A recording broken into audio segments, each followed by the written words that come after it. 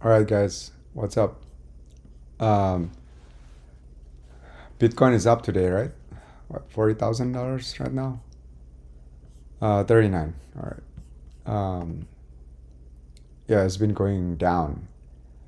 So I'm kind of bullish with Bitcoin because the halving is going to be like in 3, 4 months, I think, right? And then on top of that, there's going to be like uh, a lot of Bitcoin layer 2, right? Uh, the most famous one is the Stacks. This one. So Stacks. This guy Munep is the co-founder, creator of Stacks. So, and what you can do if you buy Stack, STX, where is this? You can get about 9 to 10%. If you stake it, um, you can get 9 to 10% of return. And the best part is they give you uh, BTC, right? Where is the Stacks? I couldn't find it. So Stacks right now is the most highest market cap for so to speak Bitcoin layer 2. Here you go, number 43. It's about 2 billion market cap, $1.43. Yeah. And then there's another one that I'm kind of like bullish. It's called Babylon.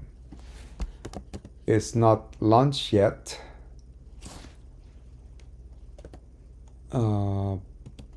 Probably, I think it's gonna be this year. Babylon, this one, Babylon Chain. It's kind of like basically kind of like if you look at the podcast or whatever YouTube, the idea is almost the same as the eigen layer. It's kind of like restaking, right? But instead of restaking Ethereum, this one is like restaking the Bitcoin, right? So Ethereum, as you know, is like the second most like secure like network, right, after Bitcoin.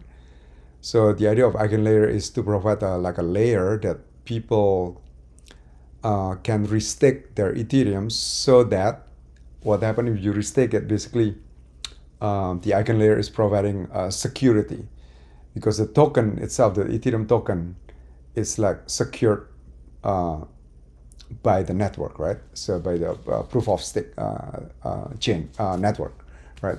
So when you stake it on eigenlayer, and eigenlayer can provide this like a service. It's called security as a service, so to speak. It's deriving from the like the SaaS model, you know.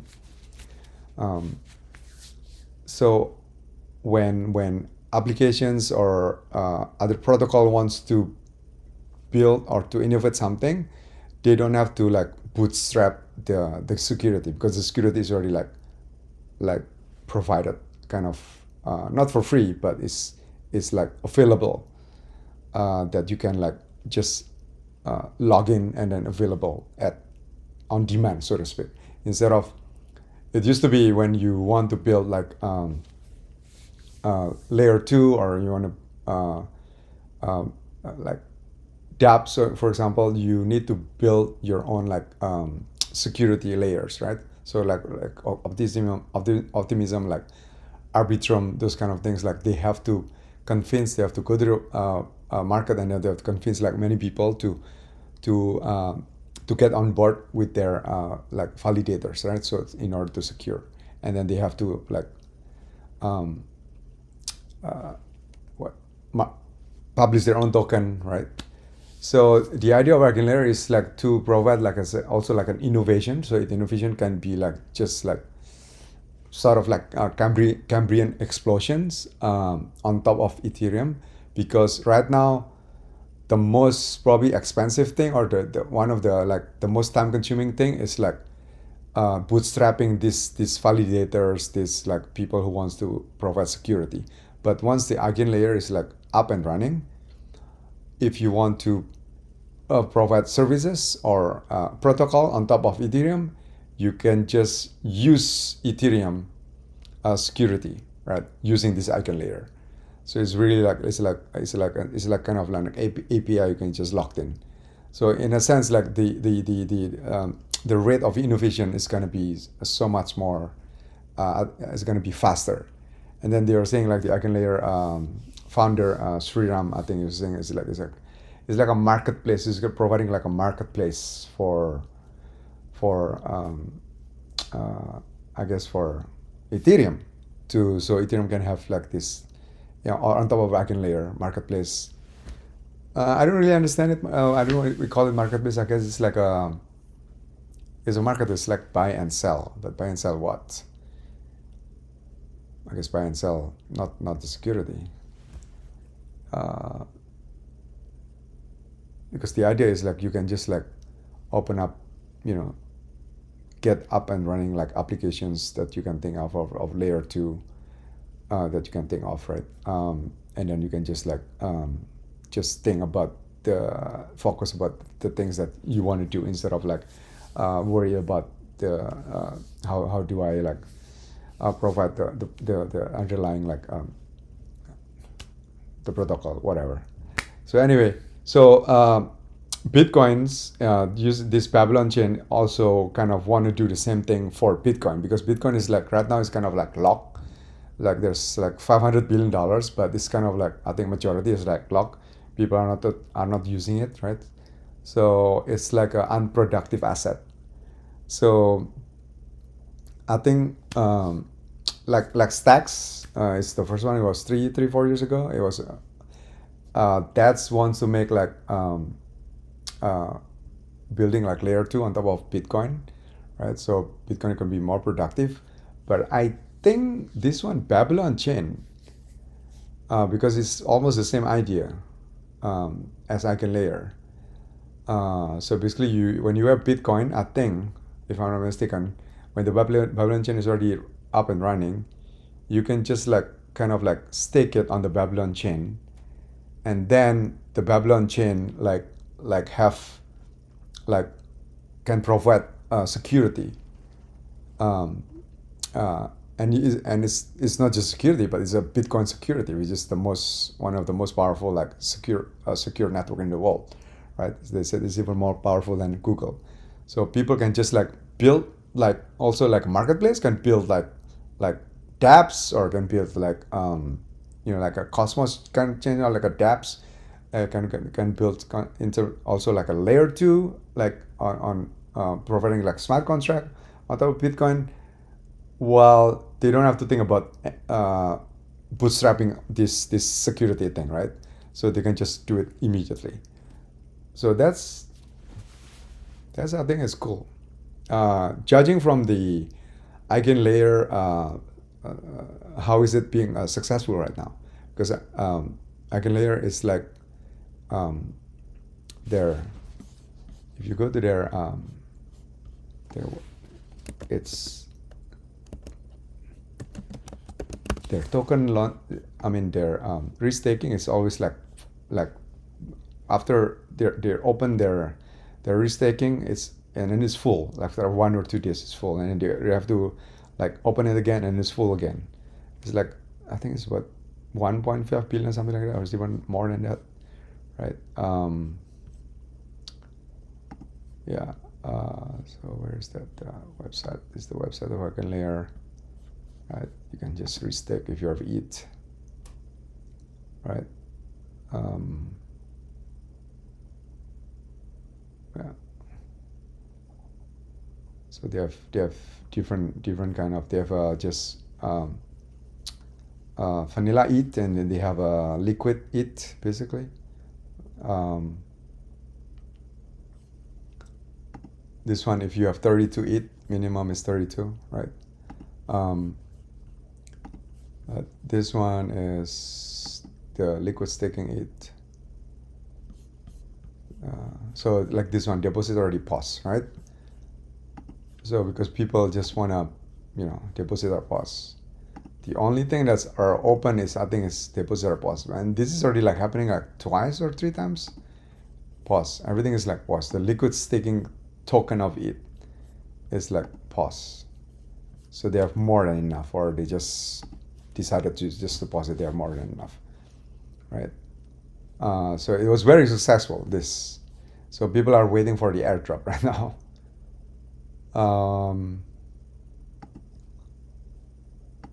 Yeah. So,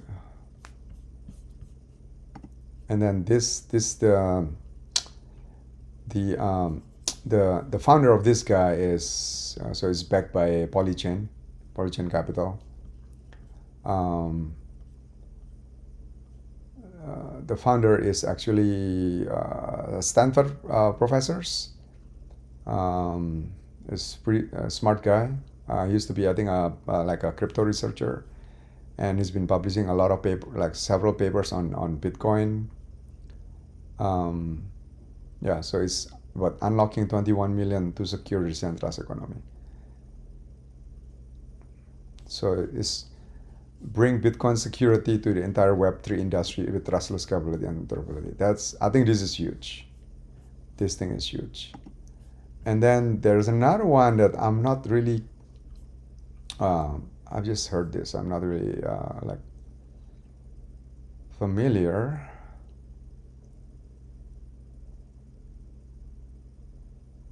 So it says 40% of the Bitcoin open source developers are focused on Bitcoin Altus. Wow. On 2023. So you can look at the it starts almost like zero, like 2%, right? From like year 2015, kind of, right? Yeah. So in 10 years now is about 40%. Wow. Yeah. And so far stocks is already kind of half life, I would say, but it's not. The app is kind of like very. I tried their app. It's like very slow, and you can use this. If you want to earn, you can use this Xverse wallet. So right, you can download this one, and you can earn Bitcoin. Basically, they have the mobile version, so that's good. So when you buy stacks, right, let's say from Coinbase or from other centralized exchange, and then you download this wallet, right, on your smartphone, and then you just transfer that stacks to this wallet, and then you stake it, and then when you stake it, you get about 9% Bitcoin. That was like 2-3 months ago. So probably depending on the Bitcoin price, it varies, right, from probably from 6 to 7 to 8 to 9 to 10, 11. Yeah. So, but yeah. So that's as a thank you note for securing the Bitcoin L2 network. And this guy, I think, is from Princeton, Munep.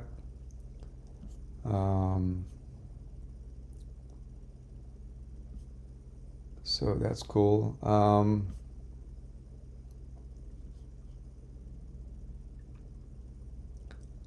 How BitVM drastically improved trust minimization.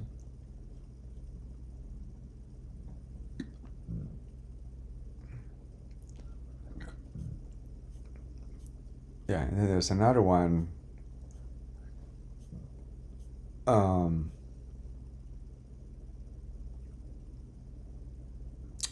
Ordinal and layer 2 solution on Bitcoin shouldn't be ignored. So Franklin Templeton is one of the TradFi, the one that just launches Bitcoin ETF. The Jenny, the CEO,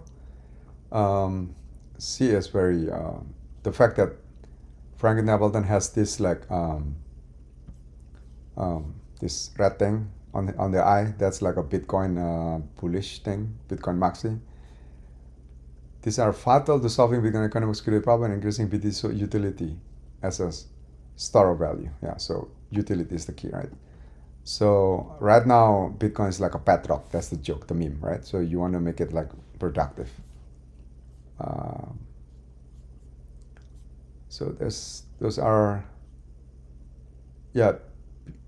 There's 30 Bitcoin out there, mostly Ethereum out there.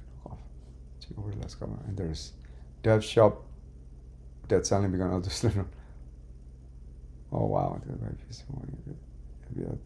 not how the Bitcoin actually work. and the winner after being outgrown by Chinese grannies. Oh my God! See this girl Molly. Um, I follow her. Um, it's very famous on crypto. So he's saying there's like 30 plus Bitcoin L2 networks. Yeah, yeah. So it's crazy. Um, this year is the Bitcoin L2. I think it's going to be really hot topic. And because of that, it's going to be a lot of scam. Some of them is kind of like totally scam. Like this guy was saying, like mostly Ethereum L2 knockoff. They just emerging over the last couple of months, just couple of months, right? It's not. There's a dev shop that's selling Bitcoin L2 solution for 50,000. Yeah. So watch out, guys. So yeah, it's gonna be crazy. Yep.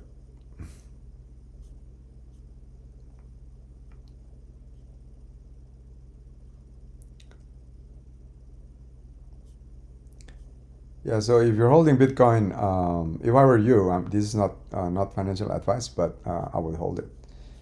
Yeah, it's crazy not to sell it because first of all, it's like you know timing normally doesn't work unless if you're like 24 hours on like on the screen or that's your professional job.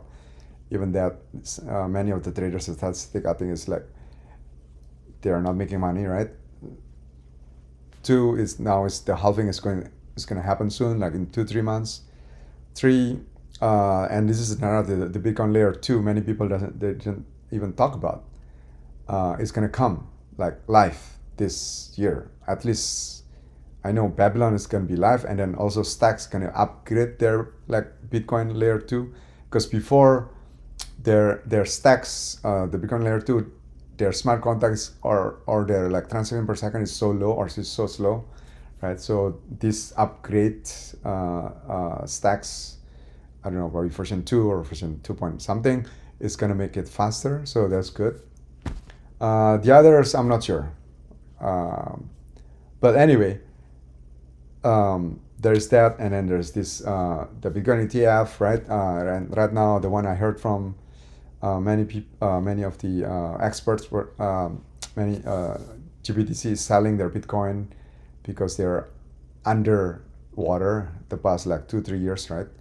GBTC is like their trust fund is like selling at the lower than the premium, for example, so they have to sell it. And then also yesterday, FTX, also the one that's gone under 2 years ago, they've been selling their Bitcoin too, so that putting a lot of like selling pressure. Oh yeah, also Coinbase. If you're into stocks, this would be another option for you to look at, because Coinbase is basically I think it's like 9 out of 11 of the custody for the ETF is like Coinbase, right? Like so it's like Grayscale or Templeton or like even BlackRock. I'm not sure. Don't quote me wrong on this, but it's like 9 out of 11, something like that. It's custody by Coinbase. So all of those people who are buying ETF from the stock market, right? Like from like BlackRock, Templeton, and others, they that company, that BlackRock, actually has to buy the real Bitcoin, right? And they're using Coinbase as their custody. So Coinbase right now, somebody's this is not my idea. I'm just mimicking other people's idea, but I think it makes sense. Coinbase right now it's been going down like the past 12 days, whatever, right?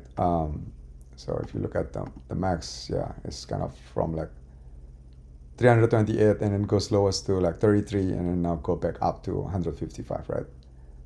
So so and then the market cap is what's now 23 billion, $23 billion, whatever.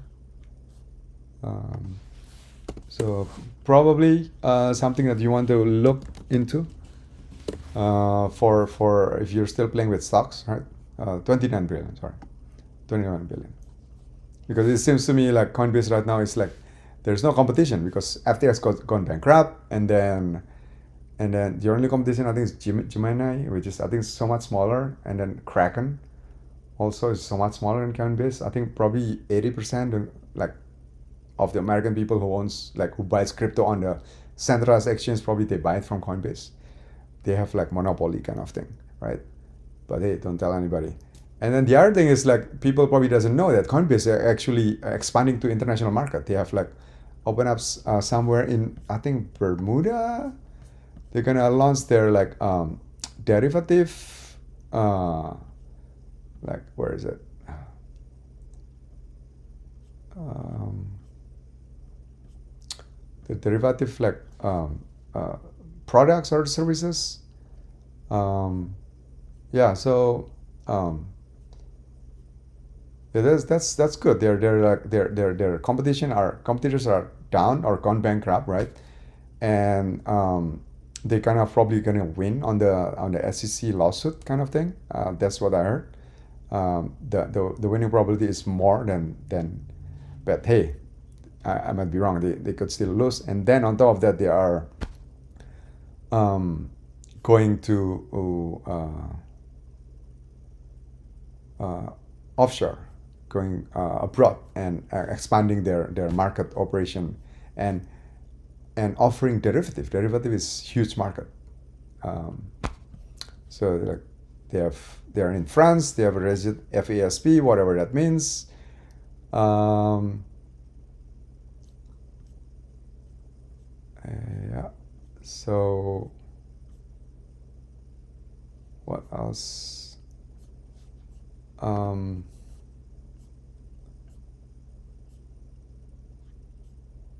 Yeah.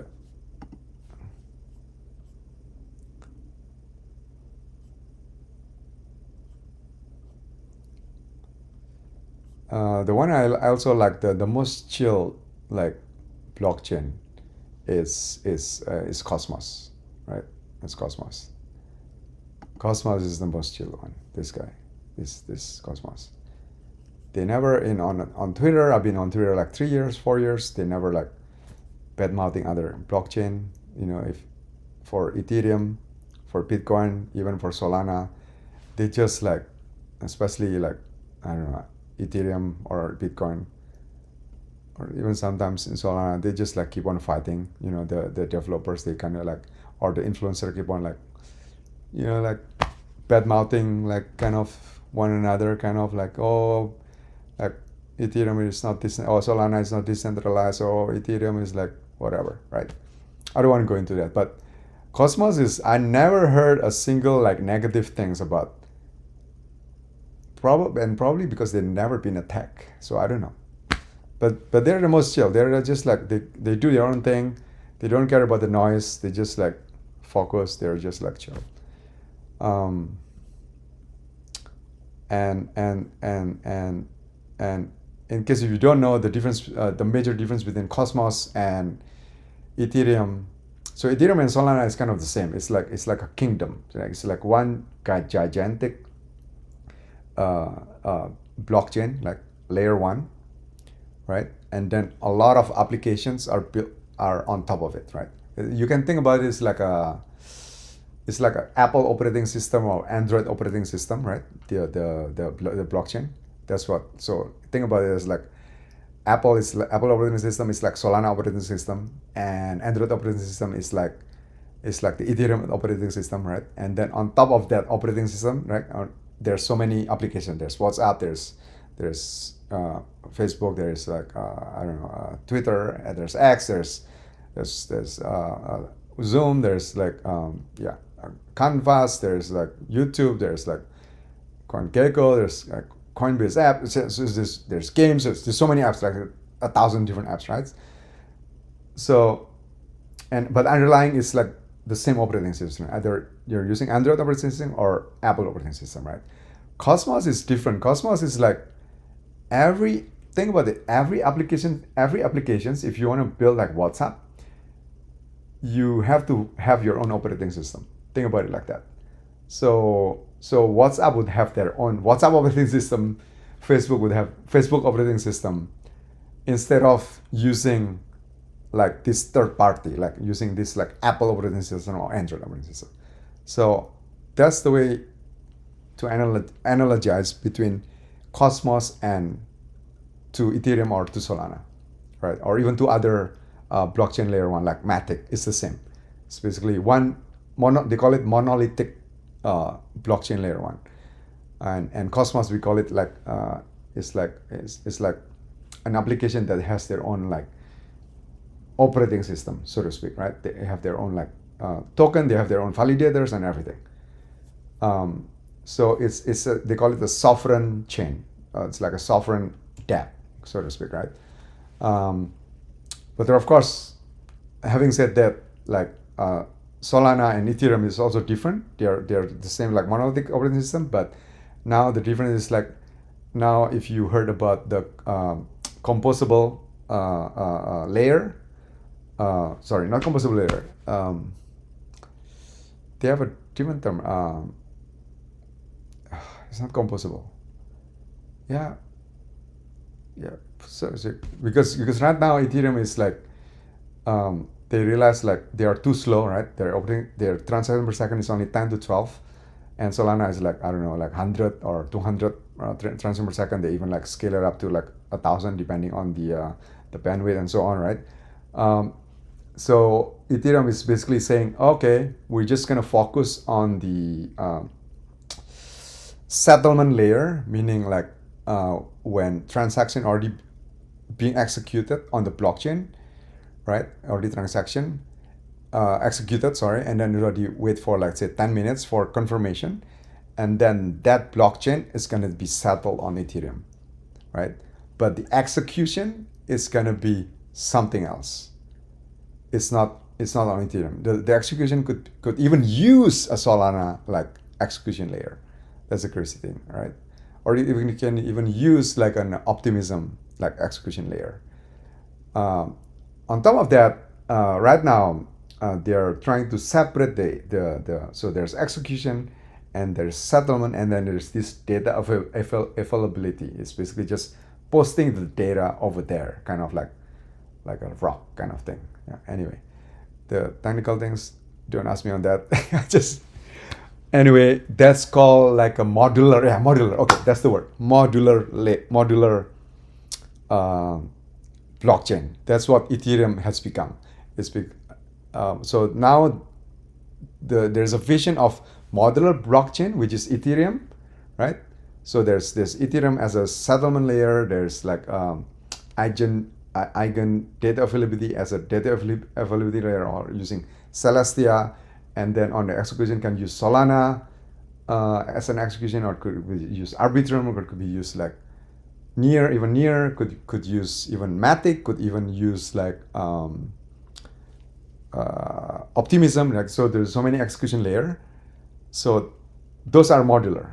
So every apps that you want to deploy on this umbrella, on this like kingdom, on Ethereum kingdom modular layer, they can pick and choose what execution environment they want to pick, what data availability they want to pick, and what the settlement is on Ethereum, right? So that's one. But on the Solana side, everything is like integrated. You don't have to pick, right? So if you're developers, you want to build an app for trading app, for example, like a Coinbase or like Uniswap or like lending application, you just build the app. You don't have to think, oh, what data availability I'm gonna pick, what execution layer I'm gonna pick, right? That's like everything is on Solana. So this is called integrated. Solana is called integrated, and the other side of Ethereum, on the Ethereum side, is called modularity, right? So now it's like modularity versus integrated. I hope you got that. That's but that's the main idea right now. That's the like where these two monolithic chain are going, modular or integrated. You can think about it as like the modular one is like Android operating system, right? And then the integrated one is like Apple, right? Because when Apple, when when developers want to build applications on Apple because it's integrated. Remember, integrated is like it's like Solana.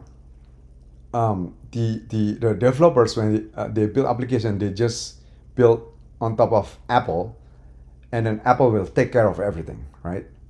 But when the developers build on top of Android operating system, you kind of like can pick and choose like, oh, what let's say what smartphone, right, first, because the smartphone are choices are many, right? It's not on Apple, it's just Apple's smartphone. On Android could be Pixel, could be Samsung, could be LG, could be, yeah, there's so many choices, right?